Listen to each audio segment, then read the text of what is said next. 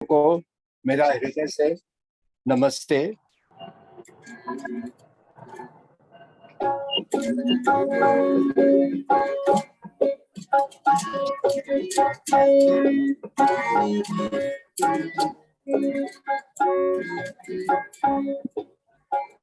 जन्म दिया और काया बदली, जन्म दिया और काया बदली, सुख की प्रभु ने छाया कर दी, सुख की छाया कर दी।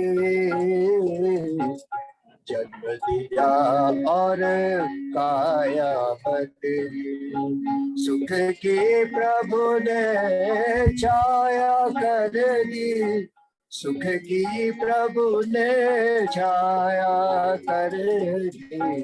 जन्म दिया और काया बदली।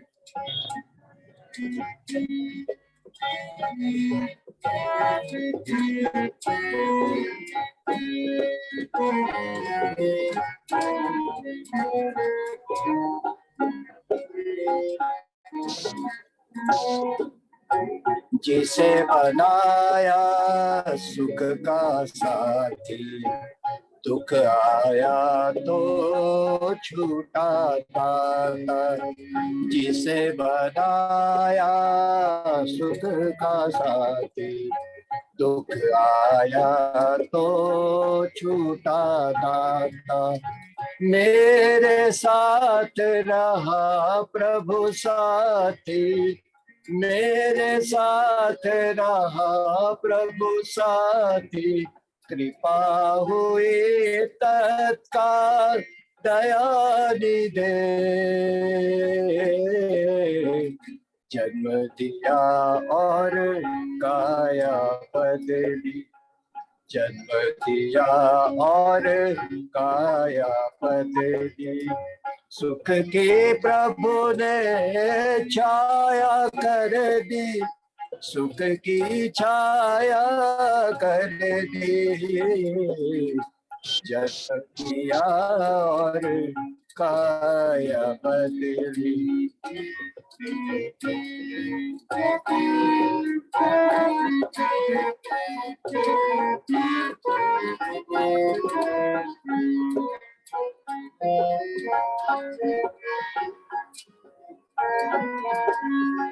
बिन मांगे बलिदान दिया है, बिन मांगे बलिदान दिया है, क्यों कर तेरा प्रेम न मांगा, क्यों कर तेरा प्रेम न मांगा।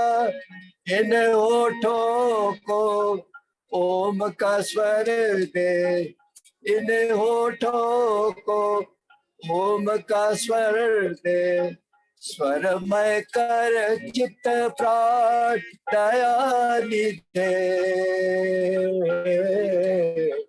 जन्म दिया और काया बदली, सुख की प्रभु ने छाया कर दी, सुख की छाया कर दी। जन्म दिया और काया बदली।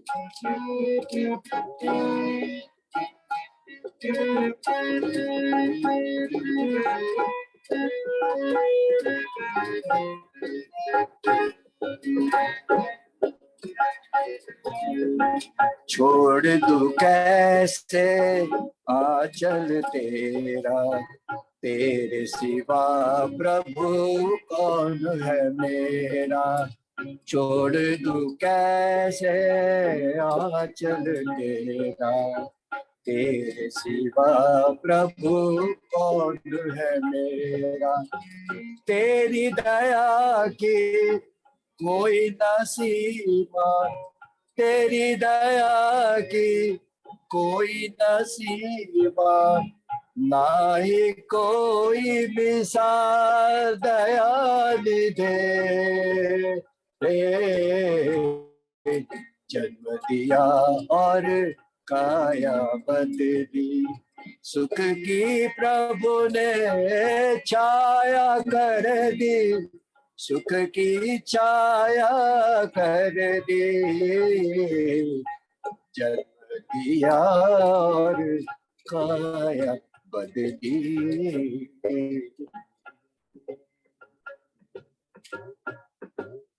बहुत बहुत धन्यवाद सबका। बहुत बहुत आभार सम्मानित श्री ललित मोहन साहनी जी का, और बहुत ही महत्वपूर्ण विषय को लेकर के आज हमारे बीच में सम्मानित डॉक्टर अखिलेश शर्मा, जलगांव महाराष्ट्र। विषय योग क्या, क्यों, कैसे, हम सभी के बीच में। तो मैं निवेदन करने लगा हूँ हमारे सम्मानित श्री व्यासनंदन शास्त्री जी से कि आप हमारे आज के मुख्य प्रवचनकर्ता सम्मानित अखिलेश शर्मा जी के साथ सम्मान आमंत्रित करें। व्यासनंदन शास्त्री, व्यासनंदन जी ऑडियो खोल लीजिए अपना जी। आमंत्रित करिए हमारे आज के मुख्य प्रवचनकर्ता डॉक्टर अखिलेश शर्मा जी को। धन्यवाद। ओम यो भूतं च भव्यं च सर्वं यश्चादितिष्ठति स्वर्यस्य च केवलं तस्मै ज्येष्ठाय ब्रह्मणे नमः। ओम शांति शांति शांति। आज के इस कार्यक्रम में, आर्यों का महाकुंभ में आप सबों का स्वागत। और इसके साथ ही साथ इस कार्यक्रम के आज के मुख्य वक्ता हमारे माननीय आचार्य रोटी खानी है, खा के आए हो। शर्मा जी उपस्थित हो चुके होंगे। और साथ ही साथ अभी बड़ा ही सुंदर हम लोगों ने भजन माता कमलाहंस जी से और माननीय श्री ललित मोहन साहनी जी से श्रवण किया है। इस कार्यक्रम में संयोजन का कार्य कर रहे भ्रातृप्रवर माननीय आर्यरत्न श्री लखनलाल आर्य जी और हमारे इस कार्यक्रम से जुड़े सभी विद्वद्गण, मातृशक्ति देवियों, आज का अवसर बड़ा ही अनोखा है कि हम लोग योग के विषय में क्या, क्यों, कैसे इत्यादि पर चर्चा करने जा रहे हैं। इसके मुख्य वक्ता आचार्य श्री अखिलेश शर्मा जी उपस्थित हो गए हैं। मैं उनसे प्रार्थना करता हूं और कि आप अपने अतिथि के रूप में हमारे अतिथि के रूप में पंडित नागेश्वर शर्मा जी भी विराजमान।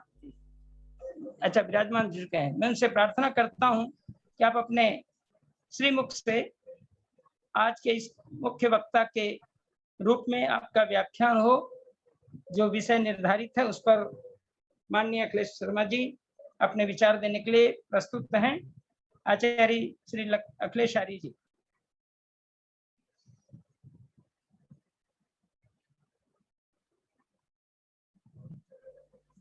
आचार्य श्री नमस्ते जी। नमस्ते जी। नमस्ते नमस्ते। आवाज आ रही है मेरी? जी, आवाज आ रही है जी। ओम अग्नेनय सुपधाराये अस्मान् विश्वानि देववयुनानि विद्वान् योऽद्यस्मज्जुहुराणमेनो भूयिष्ठान् ते नम उक्तिं विधेम। योगेन चित्तस्य पदेन वाचाम् मलं शरीरस्य च वैद्यकेन योपाकरोत् तं प्रवरं मुनीनाम् पतञ्जलिं प्राञ्जलिरानतोऽस्मि। कार्यक्रम के संयोजक संचालक आदरणीय आर्य रत्न लखनलाल जी, अभी बिहार आर्यपनी सभा के महामंत्री आदरणीय डॉक्टर शास्त्री जी, पंडित नागेश जी, जो कि मुंबई से भी हमारे मध्य में विद्यमान है, और सभी प्रबुद्ध श्रोतागण, सबको सादर नमस्ते करते हुए मैं अपने विषय पर आऊंगा। बड़ा सुंदर ईश्वर भक्ति के भजन हम आदरणीय साहनी जी से सुन रहे थे। यद्यपि मैं देर से जुड़ा, परंतु आदरणीय माता कमला हंस जी, उनका भी बड़ा सुंदर भजन रहा, और भजन निश्चित रूप से प्रेरणा देते हैं, आनंद देते हैं, उत्साह बढ़ाते हैं। हमने जानबूझ करके इस प्रवचन श्रृंखला को प्रारंभ किया है, और कहीं ना कहीं यह प्रवचन श्रृंखला जो कि ललितपुर से निकली है, देखिए इस शहर का नाम ही ललितपुर है, यद्यपि मेहरोनी है, पर हम ललितपुर से चलते हैं, और निश्चित रूप से ललित विद्याएं जो इस आभासी पटल के माध्यम से जा रही हैं पूरे देश में विदेश में, ये तरंगे कहीं ना कहीं कुछ ना कुछ हमारे चित्तों को बदलेंगी, हमारे मनों को बदलेंगी, हमारे विचारों को बदलेंगी। और जिनके बदले बहुत अच्छी बात है, नहीं बदले तो कम से कम वक्ताओं के भी चित्त बदल गए तो भी हम धन्य अपने आप को मानते हैं। और इस संसार में चित्त परिवर्तन से उत्तम बात कोई सी भी दूसरी नहीं है। बड़े सुंदर शब्दों में कई लोग कहते हैं, कई महापुरुषों ने भी कहा है कि यदि दृष्टि बदल जाए तो सृष्टि बदल जाए, और दृष्टि नहीं बदली तो सृष्टि भी नहीं बदल सकती।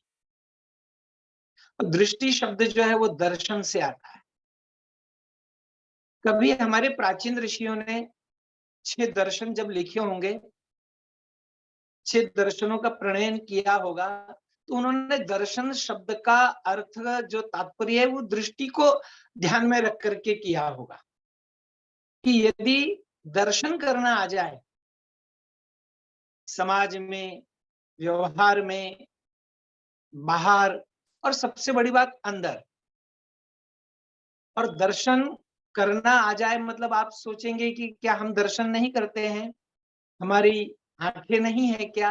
आंखें हैं, पर आंखें होते हुए भी हम जो देखना चाहिए वो नहीं देख पाते हैं, कान होते हुए भी जो सुनना चाहिए वो नहीं सुन पाते हैं, और सब कुछ होते हुए भी जो करना चाहिए वो नहीं कर पाते।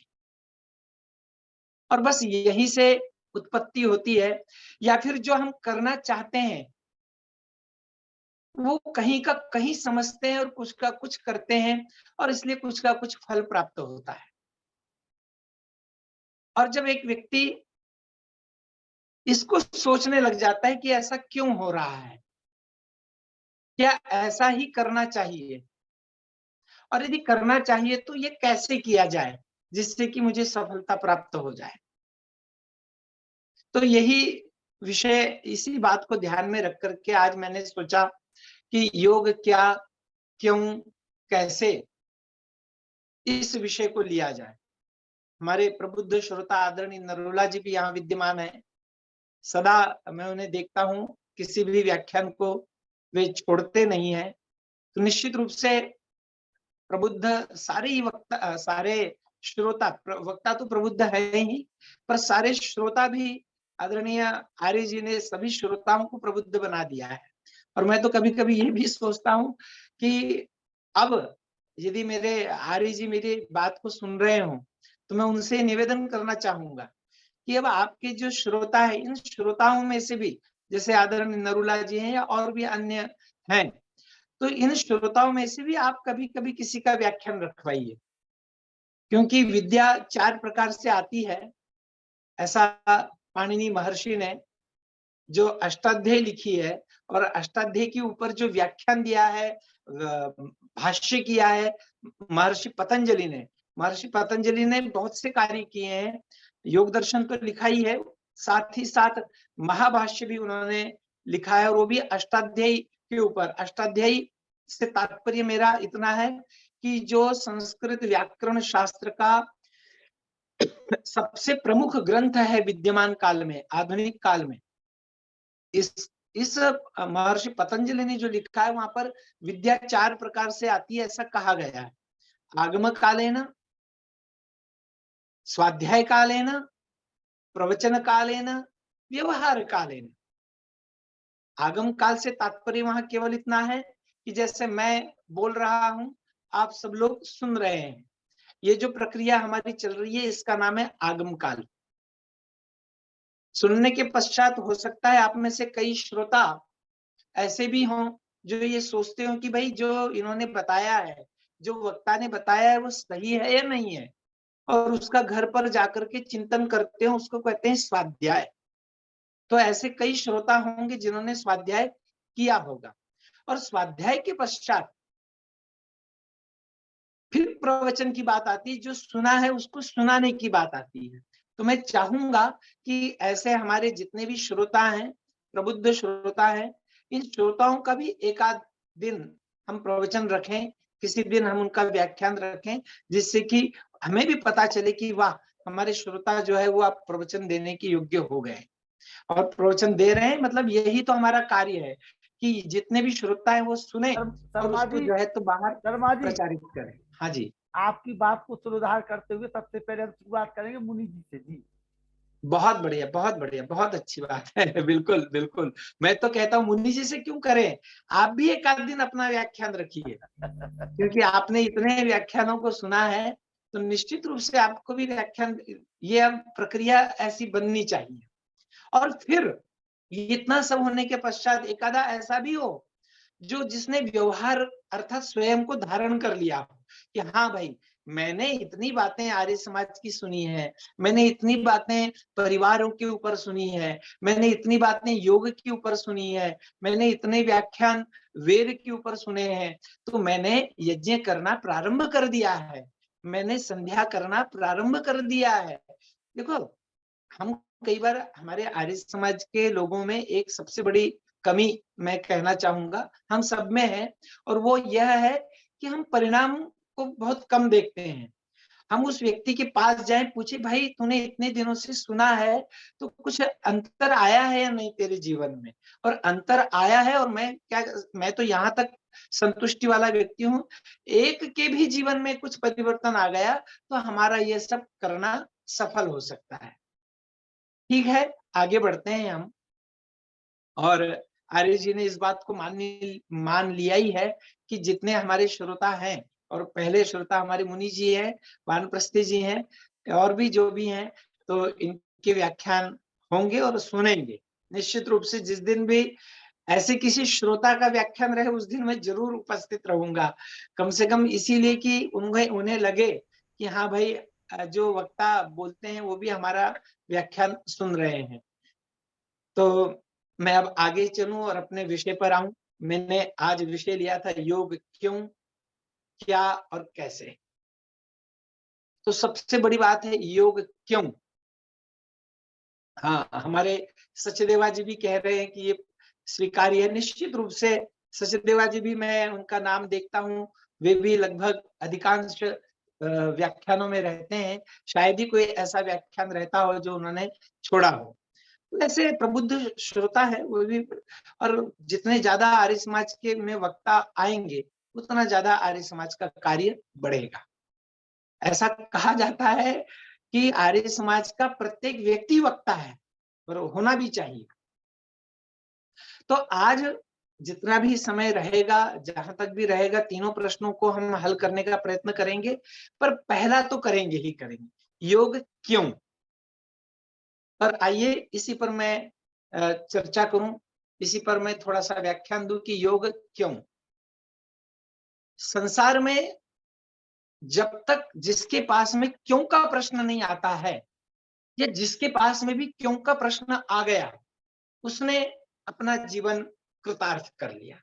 महर्षि दयानंद के पास में क्यों का प्रश्न आया, शिवाजी महाराज के पास में आया, विवेकानंद जी के पास में आया, महाराणा प्रताप के पास में आया, बुद्ध के पास में आया, महावीर के पास में आया, या सारे ऋषियों के सामने आया। तभी सारे ऋषियों ने अपने ग्रंथों को जब जब भी लिखा है, आप यदि ऋषिकृत ग्रंथों को देखेंगे तो वहां पर आया अथा तो ब्रह्म जिज्ञासा, अथ शब्दानुशासनम, अथ योगानुशासनम, अथ त्रिविध दुखात्यंत निवृत्तिरत्यंत पुरुषार्थ। सबने अथ से प्रारंभ किया है, जिज्ञासा से प्रारंभ किया है। सारी उपनिषदें जिज्ञासा से प्रारंभ हुई हैं। तो जिज्ञासा जागृत करना भी चाहिए। वक्ताओं का एक काम होता है कि जिज्ञासा को जागृत करना, और दूसरा काम होता है जागृत हो जाए तो उसे शांत करना। तो ये जिज्ञासा कुछ ऐसे लोग होते हैं जिनमें स्वयं में उत्पन्न होती है। ये जिज्ञासा आज के काल में स्वामी रामदेव जी को भी उत्पन्न हुई, और उन्होंने जो है तो इतना बड़ा कार्य कर दिया। तो योग क्यों, यहां से मैं आपसे भी पूछूंगा। उत्तर तो मुझे पता है, हम आभासी पटल पर हैं, प्रश्नोत्तर नहीं हो सकेंगे, पर फिर भी प्रश्नों को बड़े गहराई तक जाएंगे और मूल तक जाएंगे। यदि मैं पूछूं, हाँ जी, हमारे गर्ग जी भी बड़े अच्छे हैं, बिल्कुल, वे भी गाजियाबाद से हमेशा जुड़ते रहते हैं। मुझे वास्तव में प्रबुद्ध श्रोताओं को नमन करने की इच्छा होती है कि ये ऐसे प्रबुद्ध है हमारे साथ में, इसीलिए आर्य जी ये हमारा कार्य चल रहा है। यदि ऐसे निरंतरता बनाए रखने वाले श्रोता न होते तो हमारा कार्य भी अपूर्ण रहता। अब ये क्यों की बात आई है, और मैं केवल अब यहाँ पर क्यों तो अनेक प्रश्नों में हो सकता है, यहाँ पर भी मैं पूछ सकता हूँ आप क्यों सुन रहे हैं, आर्य जी से पूछ सकता हूँ आप क्यों सुनवा रहे हैं, सब जगह पर मैं यहाँ केवल योग क्यों, इस प्रश्न को उठाना है। सामान्य व्यक्ति से जब मैं पूछता हूँ, आजकल जितने भी सामान्य व्यक्ति हैं जो कि योगासन करते हैं, उनसे मैं पूछता हूँ आप योग के पीछे क्यों दौड़ रहे हो, उनका बड़ा सुंदर उत्तर रहता है, और बेचारे सीधे होते हैं इसलिए सीधा उत्तर देते हैं। वे कहते हैं योग क्यों, तो कहते हैं आचार्य जी देखिए, योग नहीं करने से पहले मेरा पेट दर्द होता था, योग नहीं करने से पहले मेरा घुटना दर्द होता था, अब मेरा घुटना ठीक हो गया है।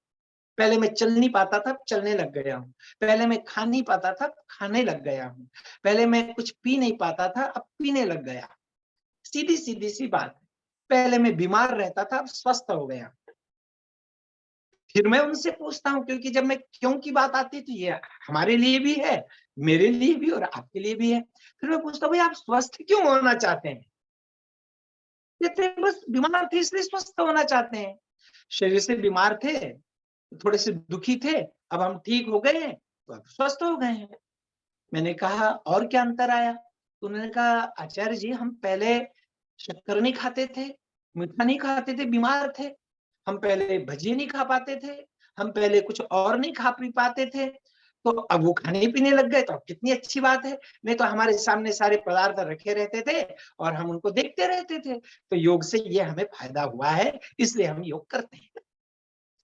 तो वहां पर एक हमने सूत्र जोड़ा। क्या जोड़ा? कि आप रोगी हैं,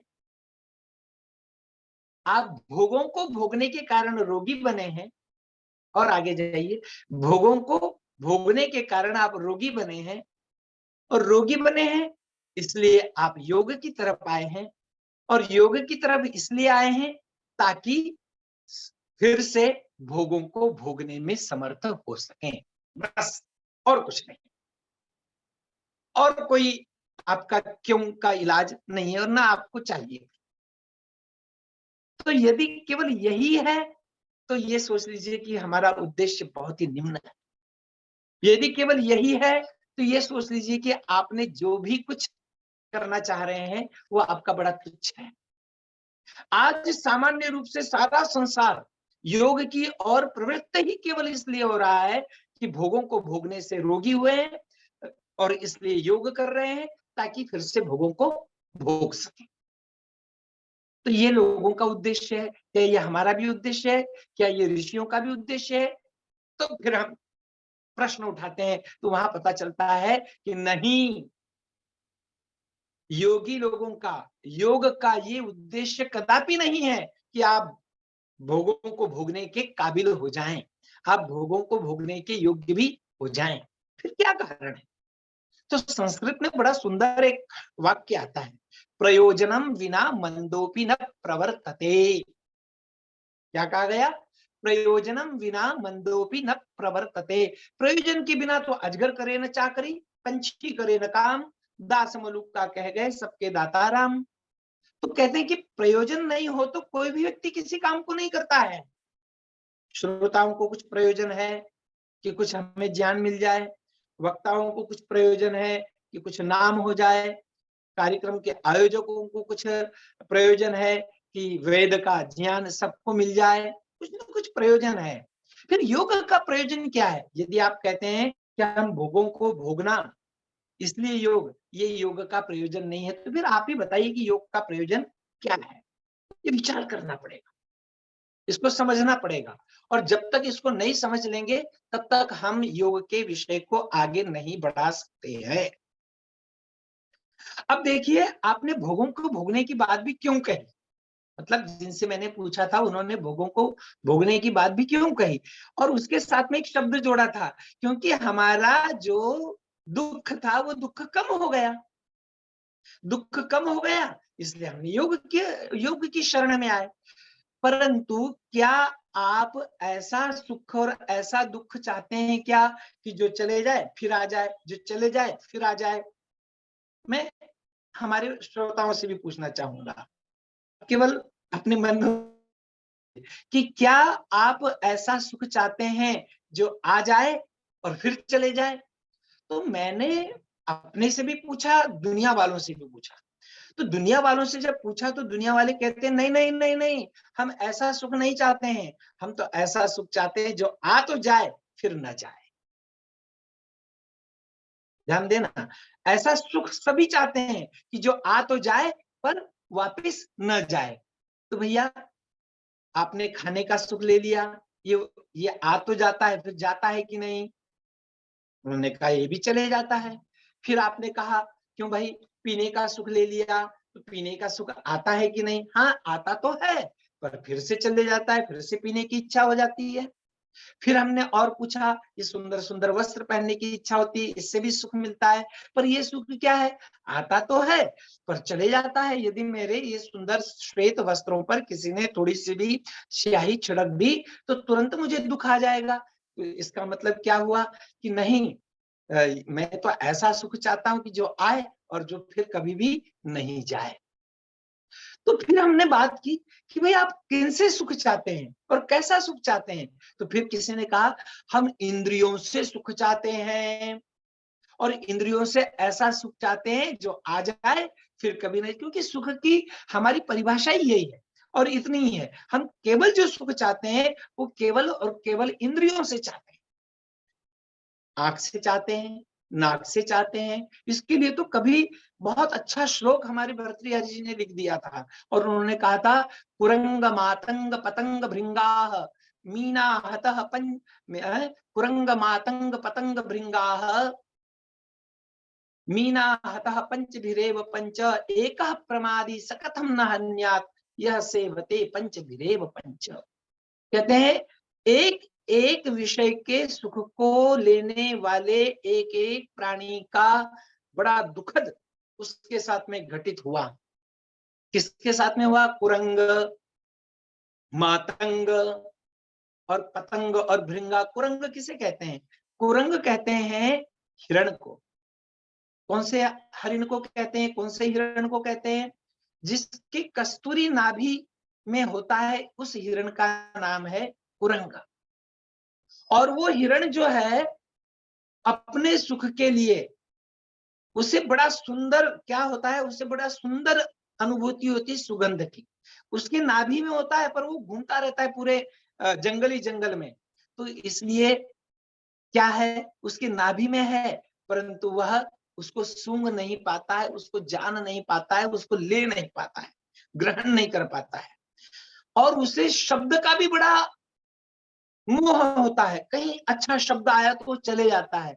तो जंगल में जाते हैं शिकारी लोग, बाजा बजाते हैं बड़ा सुंदर सा, और वह सुंदर बाजा बजते से ही उसकी ओर चला आता है, दौड़ जाता है और फिर उसे शिकारी बाण मार देते हैं, बंदूक मार देते हैं और वह प्राणांत हो जाता है। तो वो केवल किसके कारण मरा? केवल कान के विषय से सुख मिले और कान के विषय के सुख के लिए उसने पूरा जीवन दे दिया। सुख तो आया, पर कैसे आया सुख? वह उस सुख को प्राप्त करते मृत्यु को प्राप्त हो। मातंग,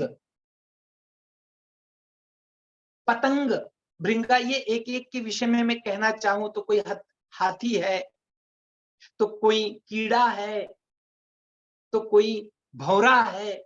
ये सारे के सारे एक एक विषय में जो है तो इन्होंने अपने प्राण त्याग दिए। मातंग कहते हैं हाथी, मदमस्त होता है, स्पर्श का सुख उससे बड़ा प्रिय होता है और स्पर्श के सुख के लिए वो जान की बाजी भी लगा देना चाहता है, परंतु अंत में शिकारी एक हथनी बनाते हैं, गड्ढा खोदते हैं, उस गड्ढे के ऊपर कुछ थोड़ा सा घास फूस बिछाते हैं, लकड़ी बिछाते हैं और वहां हथनी की मूर्ति रख देते हैं। इसे लगता है वाह, हथनी सामने खड़ी है, मदमस्त होकर के हथनी के पास जाना चाहता है और गड्ढे में गिर जाता है और शिकारी लोग उसे मार डालते हैं, पकड़ लेते हैं, अपना दास बना। एक भौरा है, जिस भौरे को बड़ा अच्छा लगता है फूलों के मध्य में बैठना। जो भौरा किसको काट सकता है? लकड़ी को भी काट सकता है।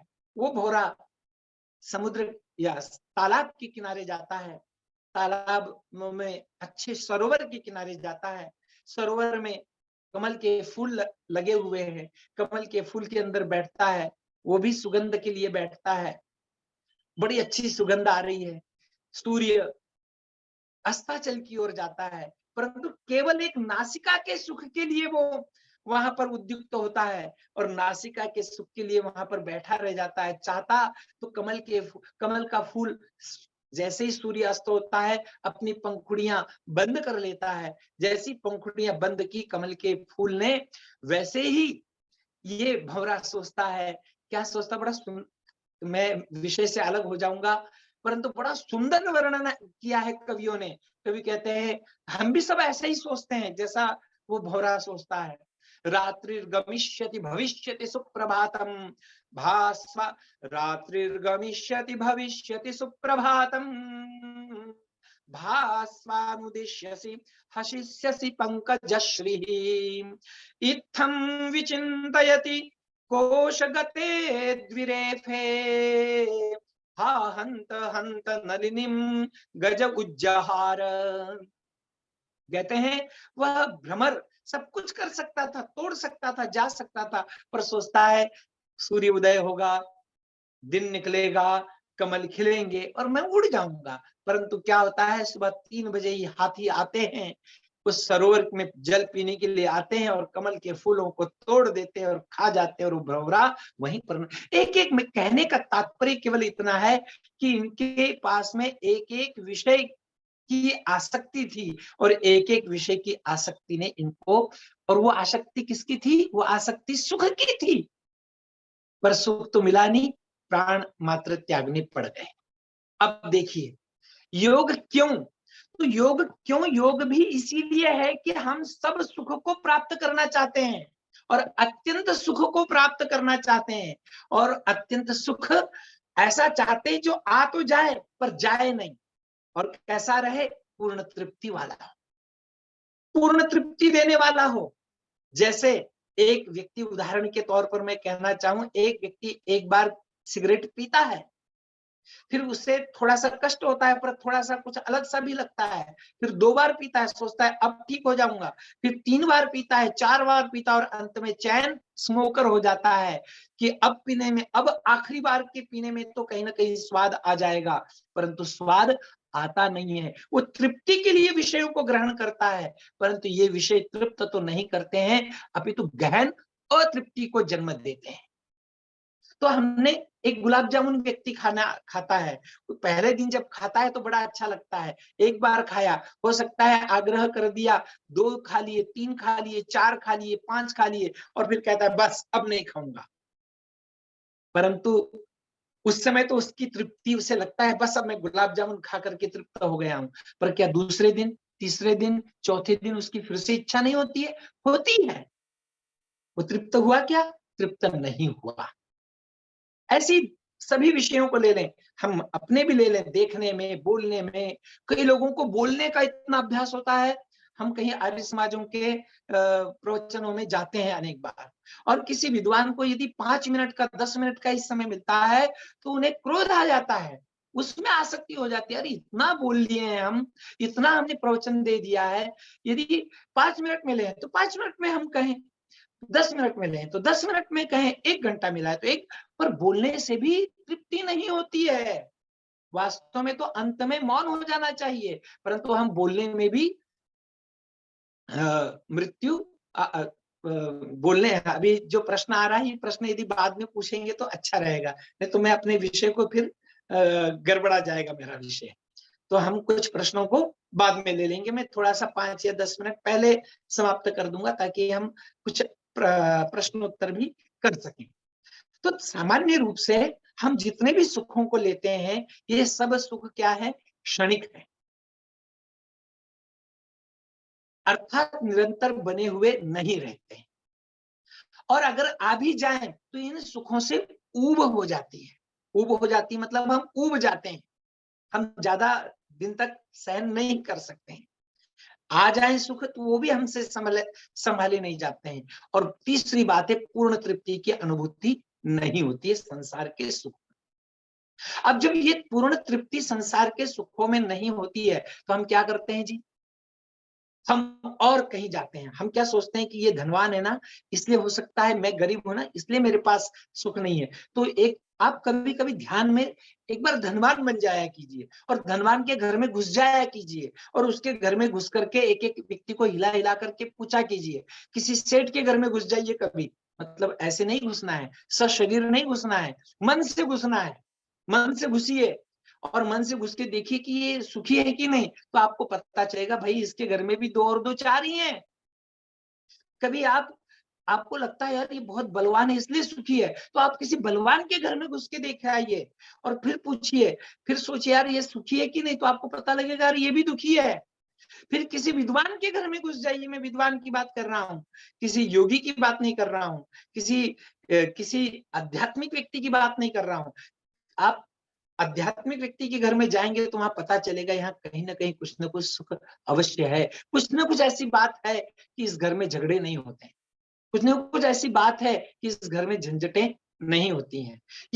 या कोई नहीं भी हो, परंतु जो स्वयं को आध्यात्मिक कहता है और आध्यात्मिक है, तो आप यदि उसके पास जाएंगे तो आपको पता चलेगा कि यार इसके इतना करने के बाद भी इसके चित्त में कहीं भी उथल पुथल नहीं मचती है, कुछ ना कुछ है। तो कहते हैं कि हम सब ऐसा सुख चाहते हैं जो कैसा क्षणिक ना हो, जो निरंतर बना रहे, ऐसा सुख हम सब चाहते हैं। फिर हम कैसा सुख चाहते हैं? ऐसा सुख चाहते हैं जो जिसमें ऊब ना हो, जो जिसमें हम ऊबे नहीं। और तीसरा, हम ऐसा सुख चाहते हैं जो हमें पूर्ण तृप्ति का अनुभव दे, जिसमें तृप्ति हो जाए, बस उसके बाद में हम कह सकें कि प्राप्तम प्रापणीयम। एक शब्द है, देखिए हिंदी का बड़ा सुंदर शब्द है, बड़ा मार्मिक शब्द है। आप प्रयोग करते हैं पर प्रयोग करने के बाद भी उसको नहीं समझते हैं। एक शब्द है कृतार्थ और दूसरा शब्द है कृतकृत्य। कृतार्थ कौन हो सकता है? कृतार्थ वही व्यक्ति हो सकता है जो जिसने योग को धारण किया। तो ये क्यों का प्रश्न पहले जन्म ले, क्यों का प्रश्न हमारे अंदर आए, तो संसार के विषयों में पूर्ण तृप्ति की अनुभूति हमें नहीं होती है, ये निश्चित है। ये पहले आपने जान लिया। फिर आप ये विवेचन करने के पश्चात आप ये भी कह सकते हैं कि भैया सांसारिक व्यवहारों से ये सब संभव नहीं है। मैं संसार में धनवान भी बन के देख लूं, गुणवान भी बन के देख लूं, ज्ञानवान भी बन के देख लूं, विद्वान भी बन के देख लूं, बलवान भी बन के देख लूं, बड़ा महल भी बना के देख लूं, गाड़ियां भी लेके देख लूं, ये सब गाड़ियों में भी सुख नहीं है। हाँ, इतना जरूर है कि ये सब मैंने जैसे जैसे इकट्ठा किया तो ऐसा लगा और इकट्ठा करूं, ऐसा लगा और इकट्ठा करूं। एंड्रू कार्नेगी नाम का एक अमेरिकन बहुत बड़ा अरबपति था। आज से 20-25 साल या 30 साल पहले की बात है। और वो एंड्रू कार्नेगी जब मरने जा रहा था तो एक कोई लेडी आई और उसने कहा मैं आपका आत्मचरित्र लिखना चाहती हूँ, और वो आत्मचरित्र लिखने लगी। तो वो कहने लगा, सब बातें पूछी, तो उस लेडी ने उसे कहा, एंड्रू तू तो बड़ा ही आनंद से जा रहा होगा, तू तो बड़ा ही मजे में जा रहा हो, क्योंकि इतनी 9 अरब संपत्ति तू छोड़, उस समय उसके पास 9 अरब की संपत्ति थी, 9 अरब की संपत्ति तू छोड़ के जा रहा है, तेरे जैसा सुखी तो कोई नहीं होगा। तो उस आत्मचरित्रकार महिला ने लिखा है, वो लिखती है कि जब मैंने प्रश्न किया तो उसने एक मुझे उत्तर दिया, उसने कहा नहीं नहीं, मेरी इच्छा थी कि कम से कम मैं 21 अरब रुपए कमाऊं, पर मैं 21 अरब तो नहीं कमा सका, मैं केवल 9 अरब कमा सका हूं। तो मेरी कम से कम 11 से 12 अरब रुपए की मेरी हानि हुई है, मैं कमा नहीं सका हूं, मुझे इसका बड़ा दुख है। तो आप कितना भी कुछ कर ले इस संसार के लिए, यहाँ पर तृप्ति है ही नहीं। अच्छा, फिर आप कहते हैं हमको तो सुख दिखाई देता है जी, हमें तो सुख लगता है और आता भी, और स्वाभाविक है। अनेक आप में से ऐसे होंगे जिनको सुख आया भी होगा और सुख लिया भी होगा। जैसे मैं प्रवचन दे रहा हूं, हो सकता है कोई प्रवचन से भी सुख ले रहे होंगे, सुख ले रहे हैं, परंतु आप ये बातें, 3 बातें ध्यान रखना। और आगे बात बता देता हूँ, ऋषि की भाषा में बता देता हूँ। ऋषि कहते हैं देखो भाई, आप सुख भी जो लेंगे उसमें भी 4 प्रकार के दुख हैं। ये मैं इसलिए कह रहा हूं कि आप पहले ये देखना सीखिए, क्यों योग की तरफ बढ़ना है, ये विषय को आज हम पूर्ण करें। तो कहते हैं कि 4 दुख हैं संसार में, और जिसने ये 4 दुखों को जान लिया वही व्यक्ति आगे बढ़ पाएगा, और जिसने 4 दुखों को नहीं देखा वो कभी भी योग में प्रवृत्त नहीं हो सकता है। इसलिए योग क्यों, ये महत्वपूर्ण है। तो कहते हैं संसार के, अच्छा जी संसार के सभी पदार्थों में दुख है, तुमको तो दिखाई नहीं देता, तो ऋषि दिखा देते हैं। तो मैं ऋषि की भाषा में ही आपको भी दिखाने का प्रयत्न करूंगा। ऋषि ने बड़ा सुंदर सूत्र लिखा है, परिणाम ताप संस्कार गुणवृत्ति विरोधाच दुखमेव सर्वम विवेकिना। वो कहते हैं योग क्यों, कहते हैं 4 प्रकार के दुखों से मुझे बचना है, इसलिए योग की तरफ पढ़ना है। ध्यान देना, योग क्यों, तो ये 4 प्रकार के दुख हैं। किसमें, प्रत्येक सुख में, मैं दुख में तो दुख है ही है, परंतु आप जिसको या मैं जिसको या समाज जिसको या संसार जिसको सुख मान रहा है, उस सुख में भी 4 प्रकार के दुख हैं।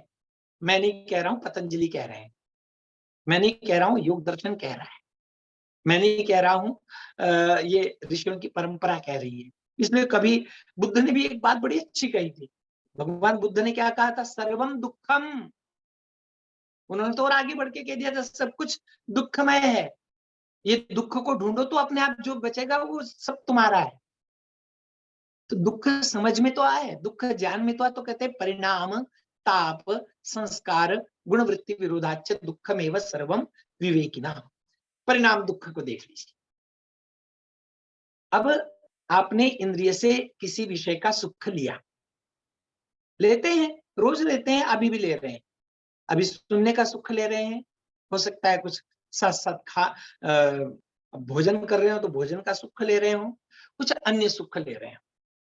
तो कहते हैं कि इंद्रियों से सुख लिया, और जैसी मैंने इंद्रिय से सुख लिया तो मेरे चित्त में एक राग नाम का संस्कार पैदा होता है।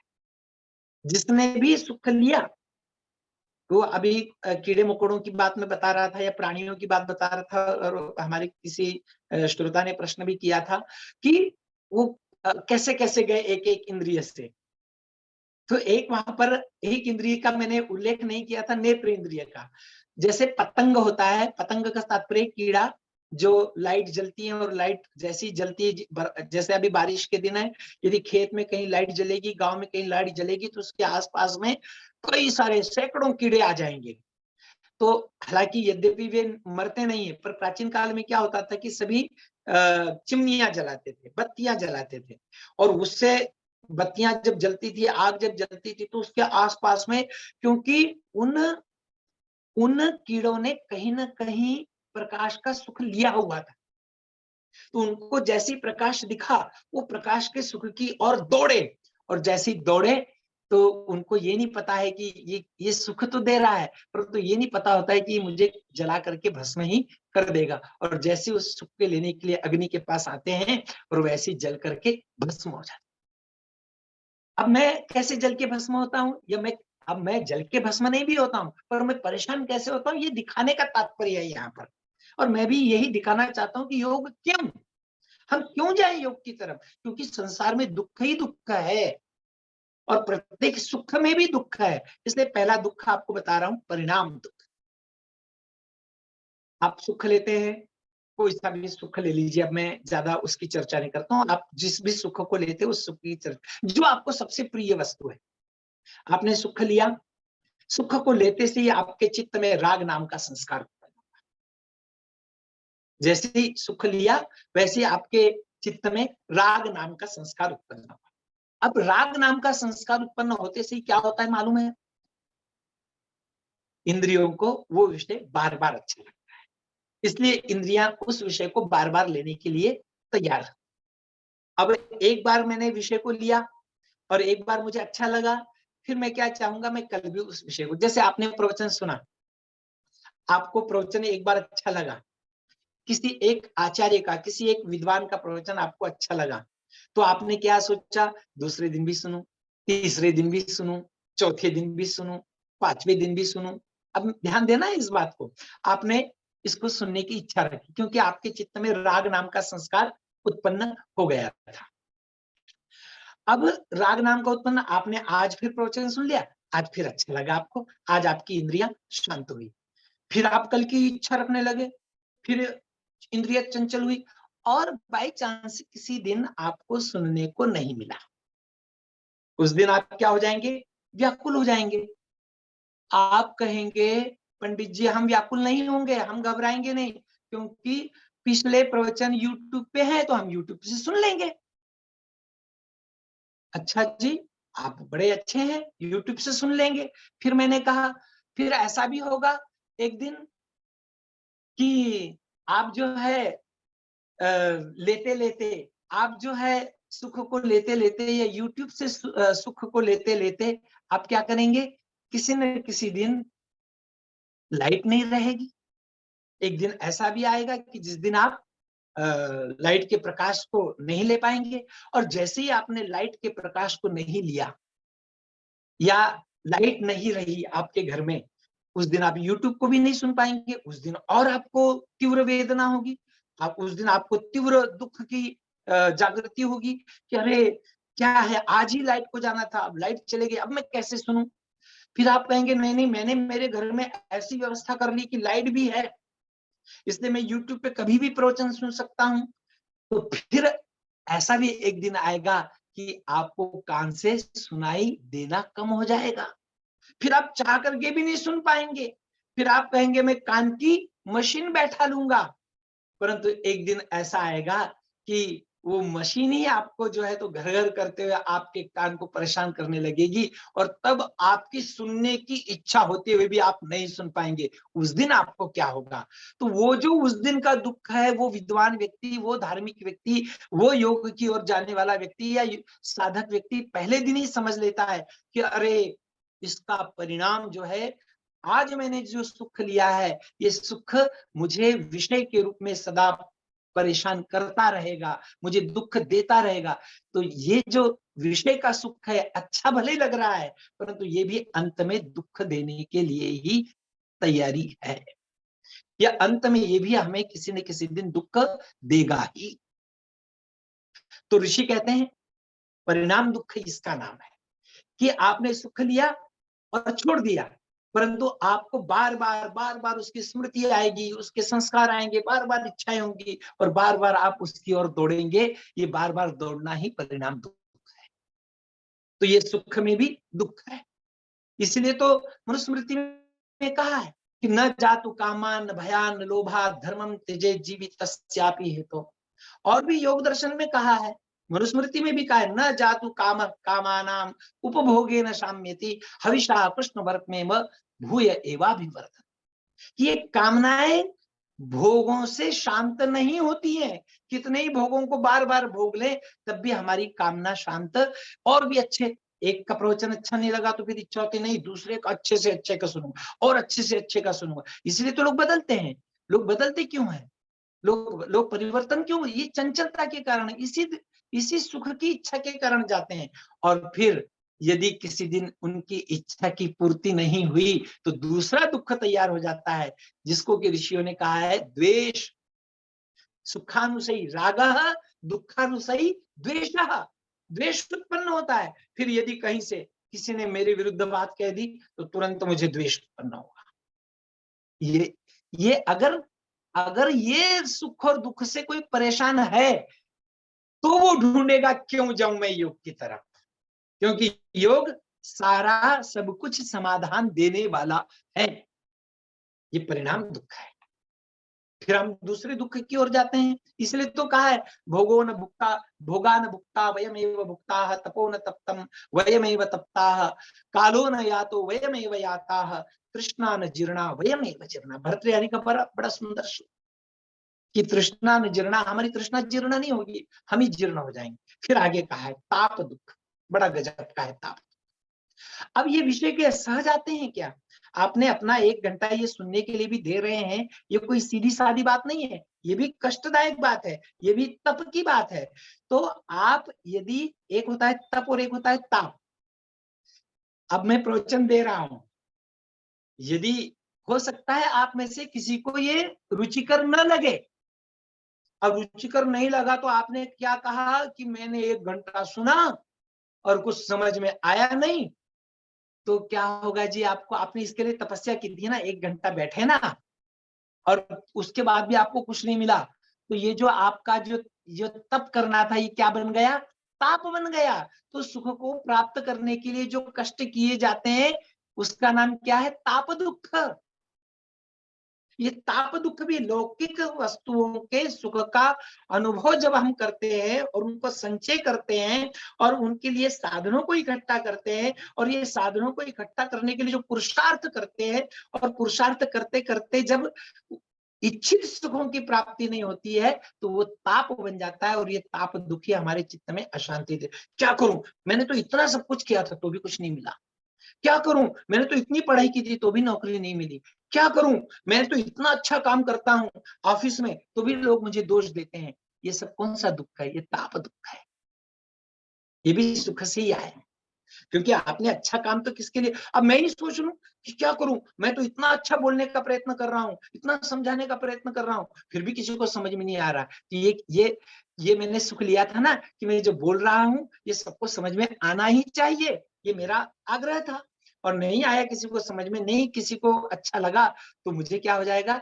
इस सुख में भी दुख उत्पन्न होगा। ये कहलाता है ताप दुख, कि मैंने तो इतनी समझदारी से, इतना प्रयत्न से बोला था तो भी जो है तो किसी को कुछ समझाया। तीसरा दुख है संस्कार दुख। ये सबसे बड़ा गजब का दुख है। संस्कार दुख क्या होता है जी? आपने सुख लिया, विषयों का सुख लिया, उसके लिए प्रयत्न भी किया, और प्रयत्न करने के साथ में आपने द्वेष बना लिया है, किसी से राग बना लिया है। अब वो तो एक बार, जैसे मैंने कभी कहा था अपने ही व्याख्यान में कि अपमान कोई व्यक्ति आपका एक ही बार करता है, कोई भी व्यक्ति आपका अपमान एक ही बार करता है, और आप उस अपमान को 1000 बार करते हैं आप स्वयं। कैसे? जैसे उदाहरण दे रहा हूं, कोई वैसी बात नहीं है। समझो मैंने या हमारे आर्य जी ने मेरा अपमान कर दिया, या मैंने आर्य जी का अपमान कर दिया।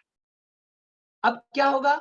अखिलेश का अपमान हो गया, तो इन्होंने तो एक बार किया, फिर मैंने क्या सोचा, मैं जैसे ही मेरा व्याख्यान खत्म हुआ, मेरी पत्नी को कहा, अरे वो तो मुझे ऐसा कह रहे थे। अब उसी बात को याद किया ना मैंने, और याद करके क्या हुआ? फिर से दुख लिया ना मैंने। फिर मैं बाहर गया, अरे वो तो ऐसा कह रहे थे, अरे आर्य जी ने तो ऐसा कहा, और ऐसा कह के मैंने मेरे परिचित 10 व्यक्तियों को कहा, 20 व्यक्तियों को कहा, और उसको मैं भूला नहीं। अब ये भूलना किस कारण से नहीं हुआ? ये मैंने उनसे दुख ले लिया था, या किसी से सुख भी ले लिया था, और जो मन में संस्कार बना लिए थे उन संस्कारों को बार बार मैं उठा रहा था।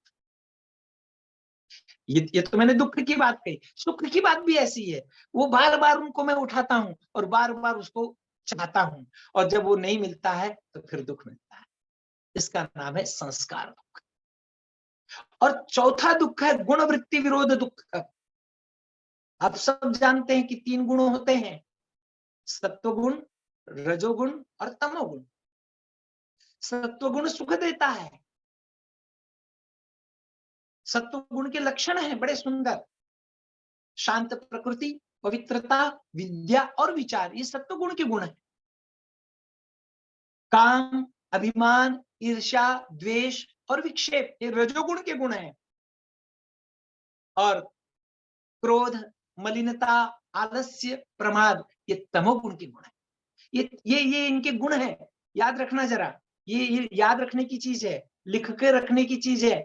हम जब तक गुणों को नहीं देखेंगे ना, तब तक हम कभी अपने गुणों को सुधार नहीं सकते हैं। जब भी क्रोध आ जाए अपने मन में, तो समझ लेना है तमोगुण जागृत हो रहा है, इसको ही तमोगुण कहते हैं। या सामने वाले को क्रोध आ रहा हो तो कभी सोच लेना, अरे ये क्रोध आ रहा है, मतलब इसका कुछ दोष नहीं है, ये तमोगुण का है। तमोगुण बढ़ गया है तो क्रोध करेगा ही करेगा, आलस्य आएगा ही आएगा, मलिनता आएगी ही आएगी। रजोगुण बढ़ रहा है, कोई काम है, काम वासना से युक्त है, कामनाओं से युक्त है, अभिमान से युक्त है, अहंकार से युक्त, समझ लेना कि कुछ नहीं है, इसमें रजोगुण विद्यमान है। और ऐसे ही यदि कोई शांत है, शांत प्रकृति से युक्त है और पवित्रता से युक्त है, विद्या से युक्त है, विचार से युक्त है, तो समझ लेना कि सत्व गुण से युक्त है। तो ये 3 गुण क्या है जी, मैंने किस लिए गिना है? ये 3 गुण प्रकृति के प्रत्येक पदार्थ में है, ये जानना पड़ेगा आपको। ये 3 गुण किसमें है? इस प्रकृति के प्रत्येक पदार्थ में ये तीनों गुण विद्यमान है। प्रकृति किससे बनी है? तो थोड़ा सा सांख्य दर्शन को देख लेना कि सत्व रजस तम साम्य अवस्था प्रकृते है। प्रकृतिर महान महत्व अहंकार, अहंकार पंचतन मात्रा, पंचतन मात्रे भुवे इंद्रियम वगैरह वगैरह, बहुत सी बातें।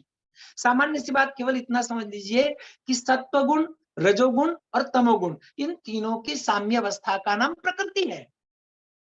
और हमारा शरीर इसी से बना है, सारा संसार इसी तीनों से बना है, और इसलिए संसार के प्रत्येक पदार्थ में तीनों गुण हैं। आप चाह करके भी इनमें से किसी को एक को अलग नहीं कर सकते हैं। इसलिए ये तीनों जब भी आपके साथ में आएंगे तो ये तीनों के तीनों गुण एक साथ आएंगे। आपने कितनी अच्छी से अच्छी चीज भी ली तो भी 3 गुण आएंगे, और बुरी से बुरी चीज भी ली तो भी 3 गुण आएंगे। और इसलिए ये 3 गुणों से युक्त प्रकृति है, और इसलिए मैं प्रकृति से सुख प्राप्त करने की इच्छा रखता हूं, और प्रकृति से सुख प्राप्त की इच्छा रखता हूं तो उसके साथ में 3 गुण आएंगे, और 3 गुण आएंगे तो कभी सुख भी मिलेगा, कभी दुख भी मिलेगा, कभी सुख दुख दोनों मिलेंगे, कभी सुख दुख मोह, ये तीनों मिलेंगे। इसलिए इस संसार के प्रत्येक वस्तु में 4 प्रकार के दुख विद्यमान हैं। अब मैंने ये सब देख लिया, मैंने चारों प्रकार के दुखों को देख लिया, ये चारों प्रकार के दुखों को समझ लिया। अब ये चारों प्रकारों के दुख जिस दिन जिस व्यक्ति को समझ में आ जाएंगे तो क्या करेगा? वो सोचेगा यार फिर अब मैं, वो सोचेगा फिर अब मैं कहाँ जाऊं, फिर अब मैं कहाँ भागूं, फिर अब मैं कहाँ दौड़ूं। ध्यान देना, यदि शोध करने वाला व्यक्ति है तो रुकता नहीं है, वो हिला हिला करके पूछेगा। वो पहले पिता को पूछेगा कि पिताजी ये मूर्ति जो है, ये भगवान की मूर्ति, शिव की मूर्ति जो है, ये खा क्यों नहीं रही है?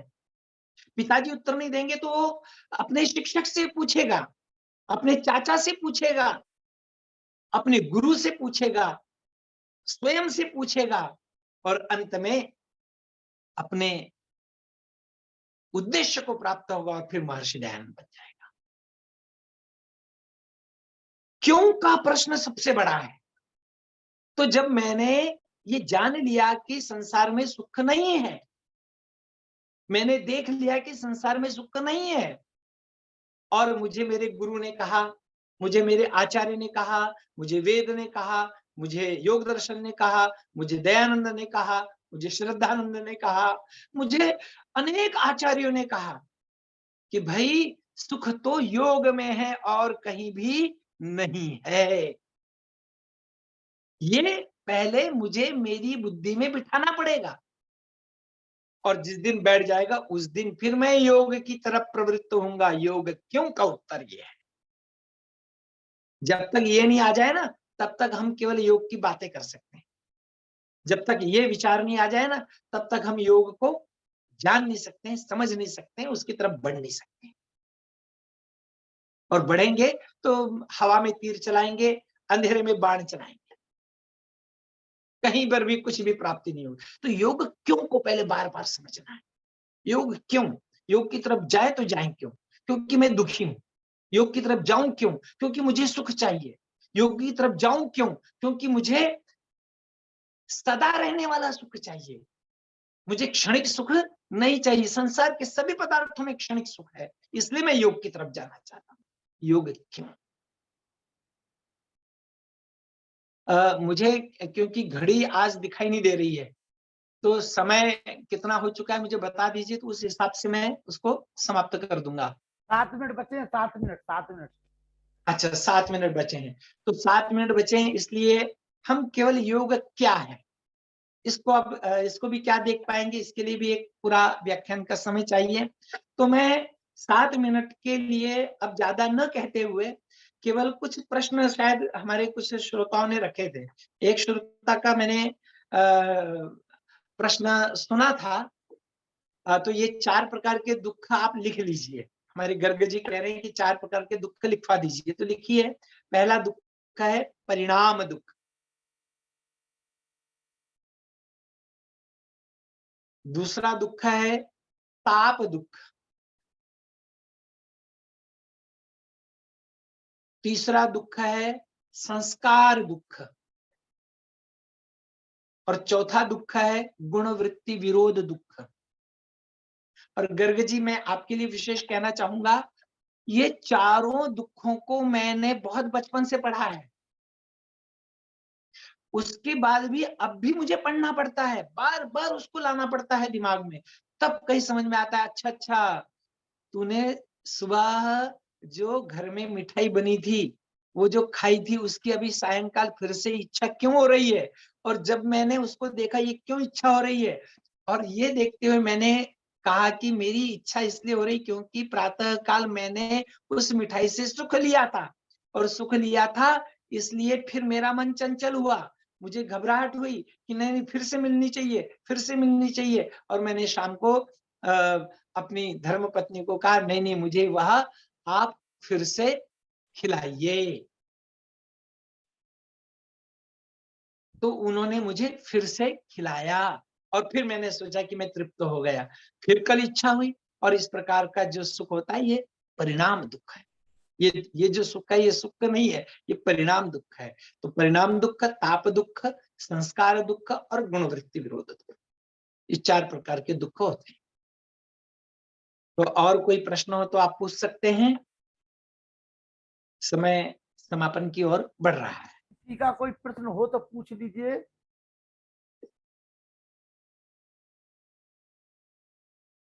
एक शंका है हमारे भोगी प्रसाद जी को, जो म्यांमार से जुड़े हैं।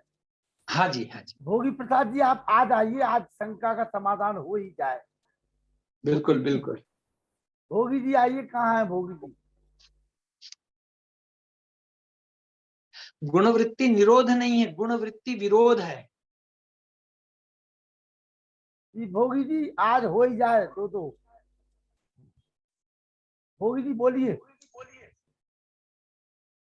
नमस्ते। नमस्ते जी। नमस्ते जी। मेरे शंका तो मैंने पहले रखा है। नहीं, अब दोबारा रखिए ना, दोबारा रखिए नए वक्ता के सामने। कि हमारे यहाँ तो महर्षि दयानंद के विचारों से यही कहते हैं यहाँ के विद्वान, और जो मैंने स्वाध्याय किया उसके ऊपर कि हवन यज्ञ में पति पत्नी जब बैठते हैं तो पत्नी को बाईं ओर ही बैठना चाहिए, लेकिन भारत के अनेकों स्थानों पर दाहिनी ओर बैठाया जाता है। अच्छा, मैं आपसे दूसरा प्रश्न पूछता हूँ कि बाईं ओर क्यों बिठाना चाहिए? बाईं ओर क्यों बैठाना चाहिए, इसका भी कोई विशेष प्रमाण नहीं है। मैं आपको एक बड़ा अच्छी बात आज बताता हूँ। बहुत अच्छे, सही पकड़े। वैदिक आधार पर तो बताइएगा। हाँ जी।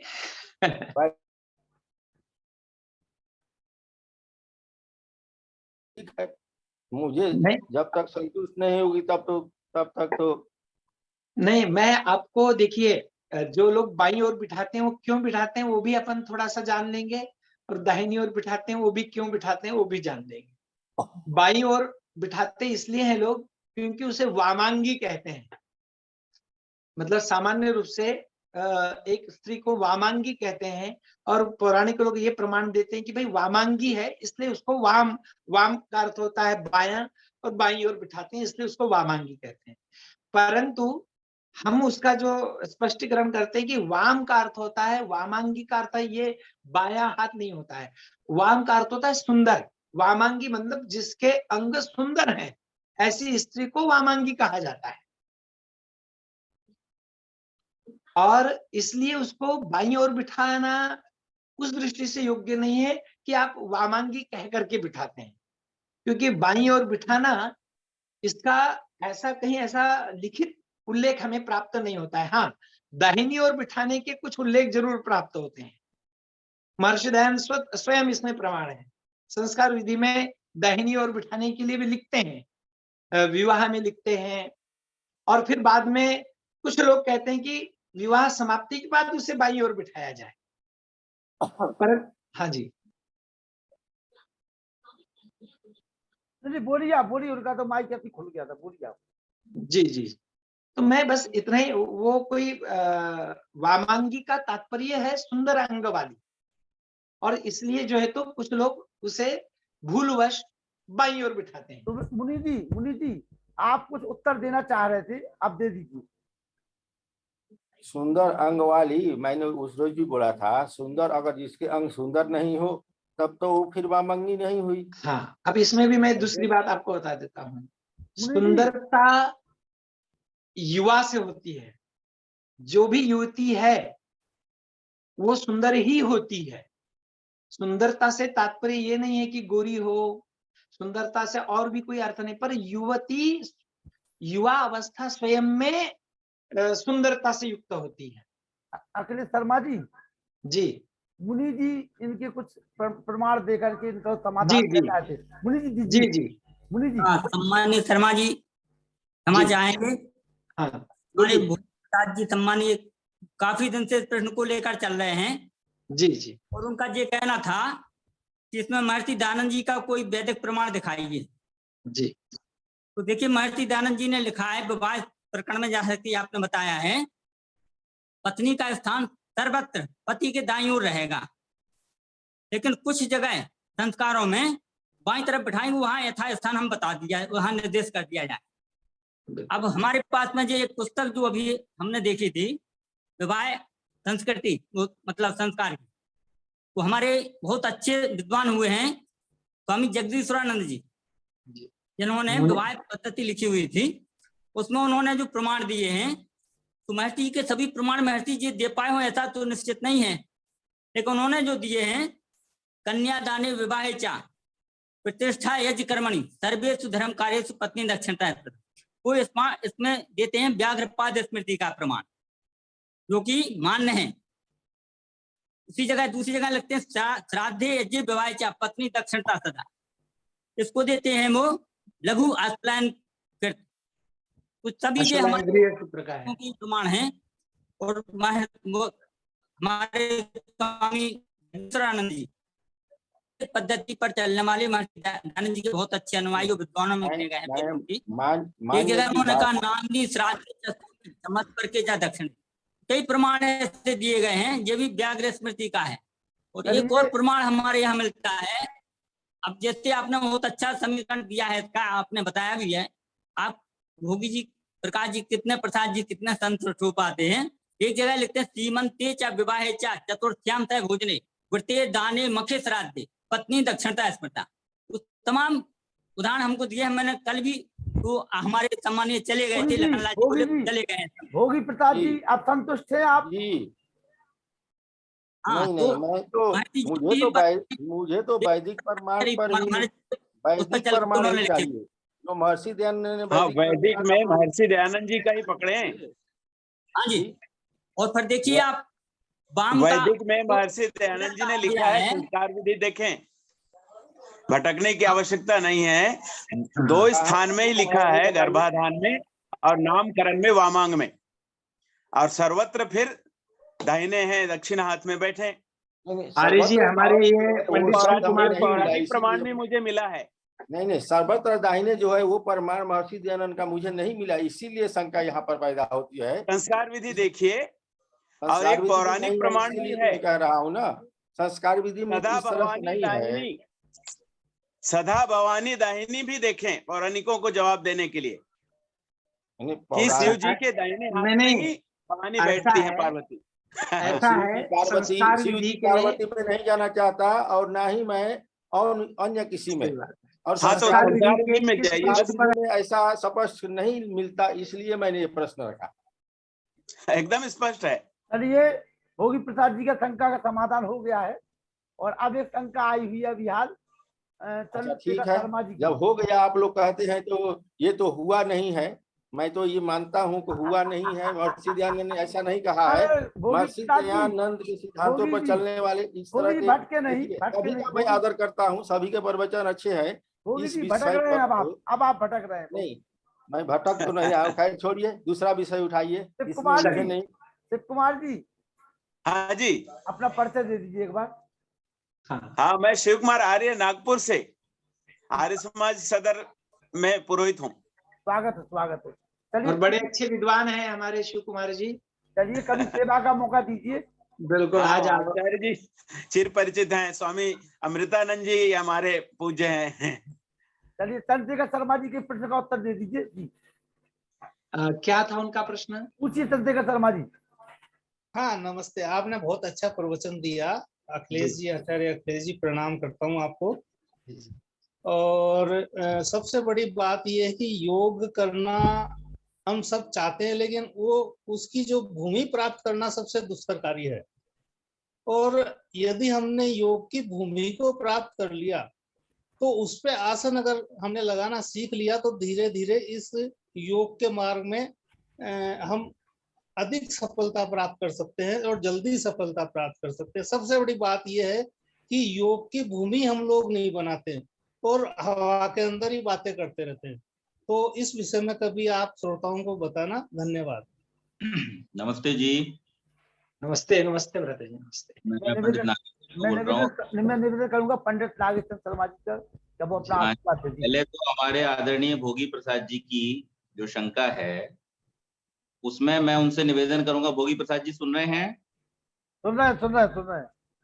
हाँ जी, देखिए, जो विवाह की प्रथम प्रतिज्ञा होती है, समन जंतु विश्वे देवा, इसके बाद में 2 मंत्र बोल करके एक प्रदक्षिणा होती है, और उस प्रदक्षिणा की विधि जब आप पढ़ेंगे तो उसमें आगे लिखा है स्वामी जी ने कि इन 4 मंत्रों को वर बोल के दोनों वर वधु यज्ञ कुंड की प्रदक्षिणा करके कुंड के पश्चिम भाग में प्रथम स्थापन किए हुए आसन पूर्वाभिमुख वर के दक्षिण भाग में वधु और वधु के वाम भाग में वर बैठे। ये ऋषि दयानंद का प्रमाण आपको जो चाहिए था वो मैंने दे दिया आपको। ये संस्कार विधि में ऋषि दयानंद लिख रहे हैं कि वर के दक्षिण भाग में वधु और वधु के वाम भाग में वर बैठे। आप इसको पढ़ लीजिए, जहां पर प्रथम प्रदक्षिणा का प्रकरण आया है समन जंतु विश्वे देवाः के बाद में। भोगी प्रसाद जी सुन रहे हैं मेरी बात को? हाँ, सुन रहे हैं। हाँ जी, उनका एक संस्तुति मिल जाए, फिर वो कहेंगे कि नहीं हुआ समाधान, तो मैं सुन लूं एक बार उनके मुंह से। बोलिए भोगी प्रसाद जी। ठीक है, मैं उस प्रमाण को देख लूंगा, लेकिन वैवाहिक कार्यक्रम में जो आप लोग अटक रहे हैं, बुरा मत मानिए, वहां पर तो पति पत्नी जब तक विवाह नहीं हुआ होता तभी तक दाहिने बैठती है, और विवाह के बाद वो बाएं बैठाती है। ये सार्वजनिक है। ये एक विषय कह रहा हूँ। इसमें तो विवाह के बाद बाएं बैठाया जाता है, और वहां पर ये विषय। हाँ जी, आपका प्रश्न क्या है? अन्य संस्कारों में कहाँ बिठाएं? सब में बाएं बैठना चाहिए। हवन यज्ञ हो या कोई धार्मिक कार्य हो, सब में बाएं बैठना चाहिए। ठीक, मैं इस पर फिर कभी मैं दोबारा देख लूंगा, फिर उस पर चर्चा करेंगे। खैर छोड़िए। देखिए, शिव कुमार जी ने भी आपको संकेत किया कि विवाह के बाद में जब वर और वधू पति पत्नी के रूप में आ जाते हैं, तब वहां केवल 2 संस्कार हैं जिनमें उल्लेख किया गया है स्पष्ट रूप से कि बाईं ओर बैठना है। उसके अतिरिक्त समस्त कार्यों में, यज्ञ आदि में दाएं ओर बैठना है। उसका प्रमाण मैं आपको भेज दूंगा। ठीक है जी? ठीक है जी। चलिए, अभी मैं किसी बात है। अपनी कहूंगा। आदरणीय भ्राता अखिलेश जी और सभी उपस्थित प्रबुद्ध श्रोतागण, विद्वतगण, आज का विषय बहुत ही सुंदर, बहुत ही अच्छा रहा। और आदरणीय भ्राता जी ने बड़े ही सरल ढंग से, मैं जब भ्राता जी को सुन रहा था तो मुझे स्वामी जी की स्मृति हो रही थी कि ऐसे ही सरल ढंग से वो भी अपने विषय का प्रतिपादन और समझाने का कार्य करते हैं। और उसी प्रकार से आज आदरणीय भ्राता जी ने बड़े सरल शब्दों में, बड़े सरल तरीके से इस गूढ़ विषय को यहाँ प्रतिपादित किया। और योग क्या, क्यों और कैसे, इस विषय को लेकर के उन्होंने सुंदर चर्चा की। यहाँ थोड़ी सी समझने की बात है कि ऋषियों का ऐसा मत है कि जो समस्त दर्शन हैं, शास्त्र हैं, वो मनुष्य जीवन को उसका जो वास्तविक लक्ष्य है वो समझाने की दृष्टि से, वो प्राप्त कराने की दृष्टि से ही प्रणीत हैं। और ऋषियों का यही संकल्प है कि इनके माध्यम से जो भी पाठक हैं या जिज्ञासु हैं, इनके संपर्क में आने वाले हैं, वो अपने जीवन लक्ष्य को प्राप्त करें। योग और सांख्य, ये 2 ऐसे शास्त्र हैं जिनके विषय में आदरणीय भ्राता जी चर्चा कर रहे थे, और ये बहुत नजदीकी से एक दूसरे से जुड़े हुए हैं। यहाँ तक कि कुछ विद्वानों का तो यहाँ तक कहना है कि ये एक दूसरे के पूरक हैं। और सांख्य जहां शुरू होता है त्रिविध दुखों की अत्यंत निवृत्ति से, वहां इसको समापन करते हुए बड़ी बढ़िया बात कहते हैं। बड़े सारे कारण गिनाए उन्होंने कि ये दुख का कारण है, ये दुख का कारण है, ये दुख का कारण है। लेकिन अंत में आकर के ऋषि कहते हैं यदवा यदवा तद्वा, कुछ भी कारण हो पर उसकी निवृत्ति ही पुरुषार्थ है। यानी आपने समस्त विषयों को और उन विषयों के द्वारा जनित जो दुख हैं उनको जानने के बाद में इस विचार को दृढ़ता से अपने मन में बिठा लेना है कि विषय हमेशा दुख का ही कारण रहेंगे, उनका परिणाम दुख ही है। इसलिए उनसे छूटने का ही प्रयास करना हमारे जीवन का लक्ष्य है। पुरुषार्थ का अर्थ क्या है? सीधे सीधे शब्दों में कर दें तो पुरुष यानी जीव, और अर्थ माने उसका प्रयोजन। अप्रयोजन बिना मूर्खों भी न प्रवर्तित, मंदों भी न प्रवर्तित, अभी भ्राता जी कह रहे। तो ये प्रयोजन जो है हमारा, वो है दुखों से छूट जाना। पहले खड्डे पे कुछ नहीं कर सकते, खड्डा खराब हो जाएगा। प्रयत्नशील रहना चाहिए, प्रयास करना चाहिए। योग दर्शन में भी जहां पर ऋषि आरंभ कर रहे हैं अतः योगानुशासनम के माध्यम से चित्त की वृत्तियों के निरोध की बात करते हैं। योगश्चित्त वृत्ति निरोध, तो कह रहे हैं कि चित्त की जो वृत्तियां हैं, जो हमारे दुखों का कारण है, इन वृत्तियों को निरुद्ध करना, इनको कंट्रोल करना, इनको अपने वश में लाना, ये इस योग का प्रयोजन है। योग का प्रयोजन बड़ी कमाल की बात है कि सामान्य भाषा में अगर हम योग शब्द का अर्थ लें तो क्या होता है? जुड़ना। लेकिन महर्षि पतंजलि जो योग का प्रतिपादन कर रहे हैं वहां एंड में कहते हैं छूटना और उसको केवल मात्र इस रूप में कि पुरुषार्थ शून्यानाम गुणानाम प्रति प्रसवः, इसको उन्होंने कैवल्य माना है कि जो व्यक्ति अपने पुरुषार्थ को अर्थात अपने अर्थ को प्राप्त कर ले और फिर जैसे नाव में हम बैठे नदी पार करने के लिए, और नदी जब हमने पार कर ली तो वहां पर जाके हम फिर नाव को छोड़ देते हैं क्योंकि वो हमारा साधन था। इसी प्रकार से जो प्रकृति है और प्रकृति से बनी हुई ये जो समस्त सृष्टि है, इंक्लूडिंग आवर बॉडी, हमारा शरीर भी उसी का भाग है, इसका जो प्रयोजन है वो हमारे पुरुषार्थ की सिद्धि करना है। तो जब पुरुषार्थ की सिद्धि हो गई तब हमें इसके जो मोह हैं, इसके जो संबंध हैं, इसके साथ जो हमारा राग है उससे छूट जाना चाहिए, उसमें फिर लिप्त नहीं रहना चाहिए। और यही वास्तव में मुक्ति है, धन्यवाद यही राघव जी, बहुत बहुत आभार आपका। यही योग का लक्ष्य है। तो बहुत सुंदर व्याख्यान हमने आदरणीय भ्राता जी का सुना और आगे भी इस विषय पर उनसे सुनते रहेंगे। दूसरे आप हमारे सबका बहुत बहुत महाराष्ट्र धन्यवाद। शिव कुमार जी महाराष्ट्र, शिव कुमार जी आप भी आ जाइए, पहली बार जुड़े हैं शिव कुमार जी। जी शिव कुमार जी, चलिए कोई बात नहीं, शिव कुमार जी तक मेरी आवाज नहीं पहुंच पा रही है।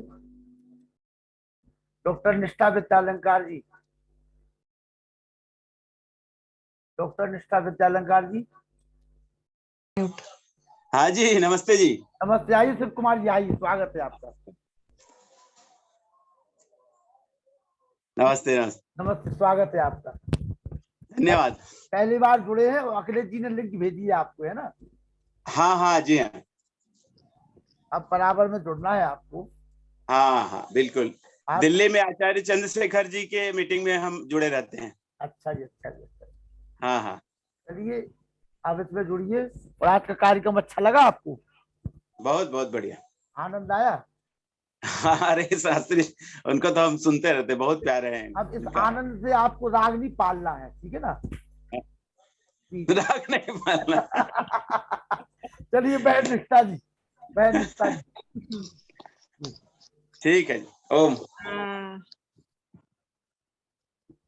वैदिक प्रवचनों से और वैदिक संस्कृति से, संस्कारों से सभी जनमानस को लाभान्वित कराने के उद्देश्य से ये कुंभ मेला का आयोजन करने वाले, ज्ञान कुंभ का आयोजन करने वाले आयोजक हमारे भाई लखनलाल जी और आज के सुयोग्य वक्ता आदरणीय आचार्य अखिलेश्वर जी, नाम भी अखिल है और उनके प्रवचन में भी पूर्णता होती है, पर मेरी अपूर्णता रहती है कि मैं पूर्ण व्याख्यान उनका नहीं श्रवण कर पाई। जब उनके व्याख्यान की पूर्णता होने को थी तभी मैं जुड़ पाई। व्यस्तता इतनी रहती है कि चाह करके भी मैं नहीं सुन पा रही हूँ पूरी तरह से विद्वानों को, लेकिन जितना भी सुन पाती हूँ अच्छा लगता है। और इस इनके कुंभ आयोजन से जुड़े हुए सभी अन्य देश देशांतरों के सुधी श्रोता बंधु, बहुत ही प्यारा विषय रखा है। योग तो बहुत ही व्यापक विषय है और उसकी बड़ी सूक्ष्म विवेचना आदरणीय आचार्य अखिलेश्वर जी ने की है। अखिलेश्वर जी नाम है ना? डॉक्टर अखिलेश शर्मा, डॉक्टर अखिलेश शर्मा, आचार्य अखिलेश शर्मा जी। और आप संस्कृत के प्रवक्ता भी हैं। पहले एक जलगांव में प्रोफेसर हैं आप जी। हाँ, जलगांव में एक प्रवचन आपका मैंने कुछ समय पहले सुना था, बहुत ही आनंदित हुई थी। आज मैं आपका पूरा प्रवचन सुनने से वंचित रह गई। क्या करूं, बड़ी कार्य होते हैं, उनको सोचती हूँ अब खोलूं तो करते करते आज 7 ही मिनट रह गया था। कोई बात नहीं बहन जी, आप चिंता नहीं करें। डॉक्टर अखिलेश शर्मा जी का इस आर्यों को, महाकुंभ को सफल बनाने में बहुत बड़ा योगदान है और वो समय समय पर जब भी हमें जरूरत पड़ती है अपना अमूल्य समय निकाल करके इस वैदिक महाकुंभ में अपनी आहुति देने के लिए तत्पर रहती है। मुझे ऐसा लगता है कि आपके कई प्रवचन हो चुके हैं और आप अपनी ज्ञान गंगा से सभी को अवगाहन करा चुके हैं। 2-3 और उपनिषद भी हो आज चुके हैं। योग जैसे गूढ़ विषय में भी इतना लोगों ने इंटरेस्ट लेके सुना है, तो ये आपकी विद्वत्ता की एक बहुत बड़ी उपलब्धि है। योग तो बहुत ही कठिन विषय है, जिसको लोग समझते हैं कि बस ये ऋषि मुनि ही कर सकते हैं, लेकिन अगर वो समझ में आ जाए तो एक साधारण व्यक्ति भी उसको प्रारंभ करके और उस योगित्व को प्राप्त कर सकता है। उस चलिए जी, समय हो चुका है। हाँ, तो ये हमारे अष्टांग योग हैं, 8 सोपान है योग के, यम नियम आसन प्राणायाम प्रत्याहार धारणा और ध्यान समाधि। इनका प्रतिदिन अनवरत अभ्यास करते हुए हम अंतिम सीढ़ी को प्राप्त करें। आप सभी के लिए बहुत बहुत हार्दिक शुभकामनाएं। समय बहुत हो गया है। चलिए धन्यवाद। 120 सेकंड के लिए डॉक्टर व्यासनंदन शास्त्री जी। बहुत धन्यवाद जी। आचार्य डॉक्टर अखिलेश शर्मा जी का योग संबंधित योग क्यों इस विषय पर कार्यक्रम बड़ा ही भावपूर्ण और प्रभाव उत्पादक रहा है। आचार्य जी को बहुत बहुत साधुवाद, धन्यवाद। और साथ ही साथ योग की जो गहराई है वो इन्होंने स्पष्ट कहा है कि हम सुख की प्राप्ति करें तो अस्थाई सुख की प्राप्ति करें जो सदा रहने वाला हो। तो निसंदेह इसके लिए हम सभी को बड़ी श्रद्धा और भक्ति के साथ योग से जुड़ना चाहिए, क्यों और परमात्मा की संगति के बिना जब तक हम तदा दृष्टु स्वरूपे अवस्थानम की स्थिति में न जाएंगे तब तक हम उस दृष्टा जो परमात्मा है उसका आनंद सदा से हमें मिले, यह संभव नहीं है। इसलिए आवश्यक है कि यह आत्मदा बलदा यस्य विश्व उपासते प्रशिशं यस्य देवा यस्य छायामृतं यस्य मृत्युः कस्मै देवाय हविषा विधेम। अर्थात परमात्मा की जो छाया है, अमृत छाया, जो कभी नष्ट न होने वाली है, इसकी अगर प्राप्ति होनी है, हम योगस्थ होकर के संध्या करें, ईश्वर स्तुति प्रार्थना उपासना में पूरा मन लगाएं और कम से कम 1 घंटा न्यून से न्यून जो महर्षि कहते हैं उस परमात्मा का ध्यान करें। यह संभव तभी है जब हम, कोई जरूर नहीं कि हम बिल्कुल उस पर स्थिर होकर के बैठ के अगर चिंतन करते हैं तो हमारा मन यदि नहीं भटकता है तो निसंदेह हमें आनंद की प्रतीति होती है। उस आनंद की प्रतीति के लिए ही योग का विषय है। इसलिए आवश्यक है हम आत्मा से परमात्मा का आनंद लें और यह आनंद तभी संभव है जब हम योग से जुड़ेंगे। तो आज का प्रवचन बड़ा ही शानदार रहा। और अभी जो संस्कार पर चल रहा था, इस पर 2 संस्कारों की चर्चा, मैंने 3 संस्कार जोड़े थे अपने प्रवचन के समय कि पत्नी का स्थान पति के बाईं तरफ जो ऋषि ने लिखा है उसको सूक्ष्म निरीक्षण किया जाए तो गर्भाधान, नामकरण और निष्क्रमण, ये 3 संस्कारों में पत्नी पति के बाईं तरफ होकर के कार्य करती है, से सर्वत्र दाहिनी है। जहां नहीं लिखा तो उन्होंने दाहिनी का प्रयोग किया है, तो दाहिनी समझना है, और जहां आवश्यक था उन्होंने बाईं कर दी है। ये आप्त पुरुष के वचन हैं, महर्षि दयानंद आप्त पुरुष हैं, उनके कथन को ही प्रमाण मानना चाहिए। इन्हीं शब्दों के साथ आज के अर्जुन काला जी, अर्जुन काला जी, धन्यवाद जी। अर्जुन काला जी, जयपुर।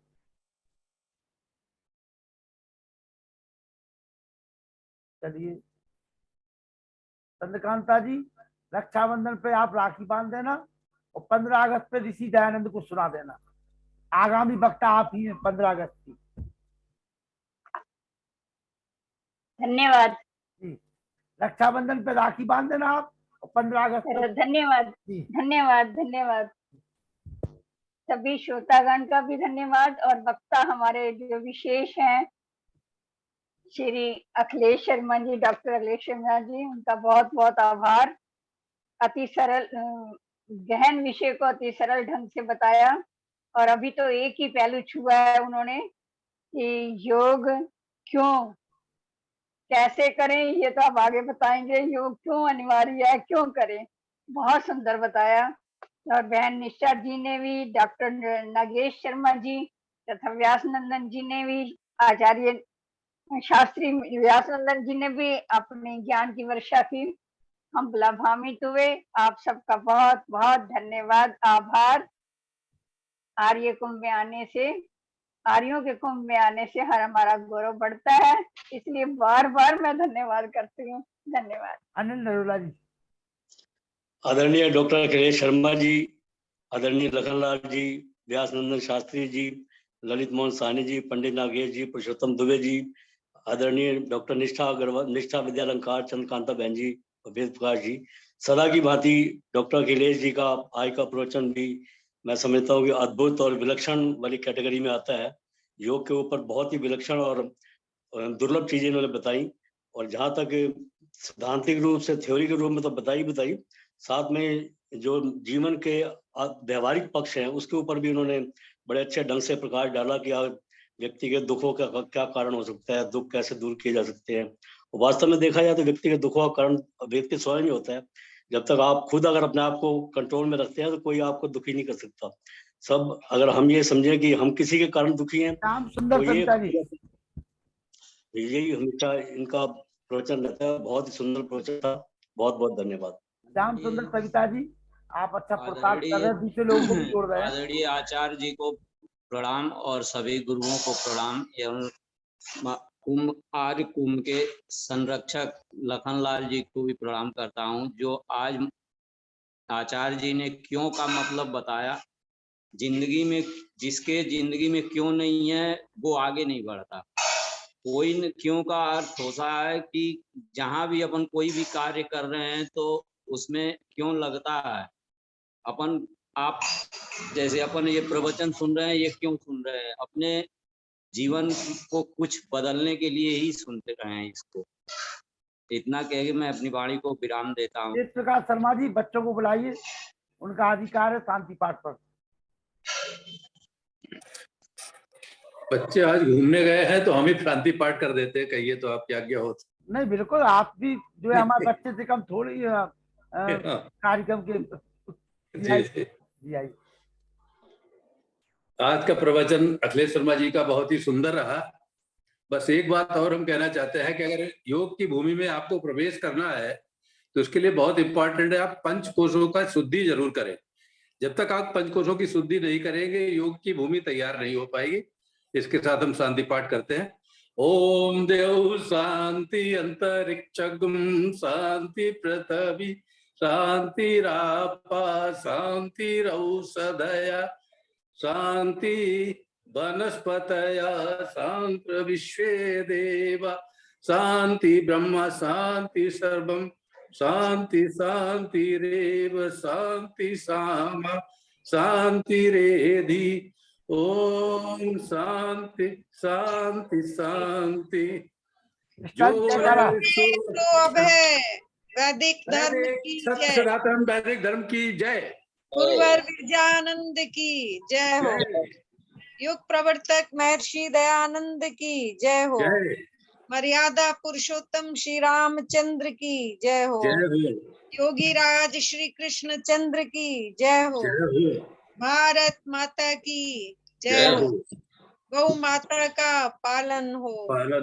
आर्य समाज अमर रहे। वेद की ज्योति जलती रहे। ओम का झंडा ऊंचा रहे। हम बदलेंगे युग बदलेगा। हम सुधरेंगे युग सुधरेगा। वैदिक परिवार बनाएंगे। धरती पर स्वर्ग सजाएंगे। बोलिए सत्य सनातन वैदिक धर्म की जय। और प्रणव ध्वनि। कल आप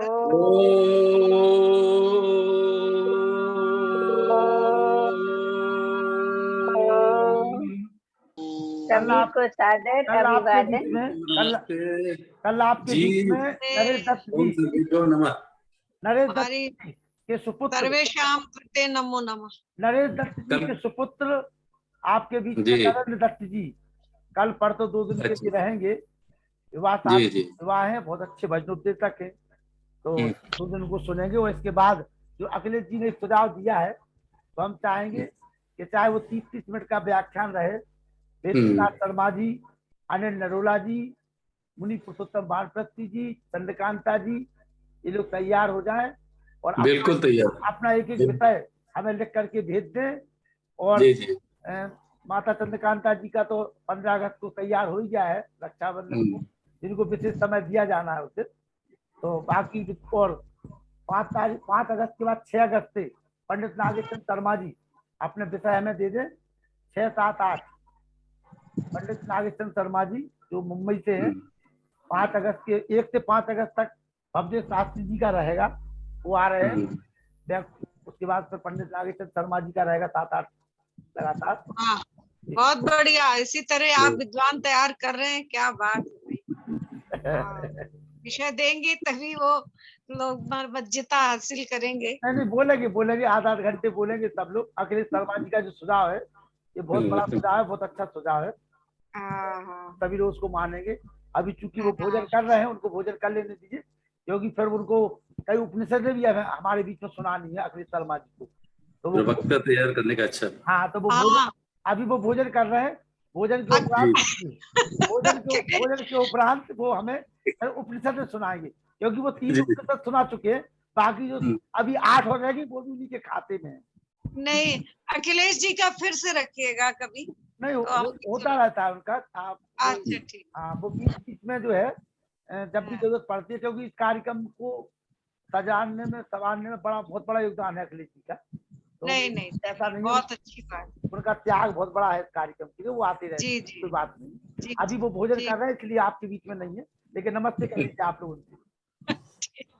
नमस्ते जी, सभी को सादर नमस्ते। प्यारी माता जी, प्रकाश जी नमस्ते। निष्ठा जी नमस्ते मेरी बेटा। बहुत स्मार्ट हमारी, ऐसी चमकती रही है। ऐसी बात नहीं है, आप भी चमक रही हैं, आप बहुत चमक रही हैं।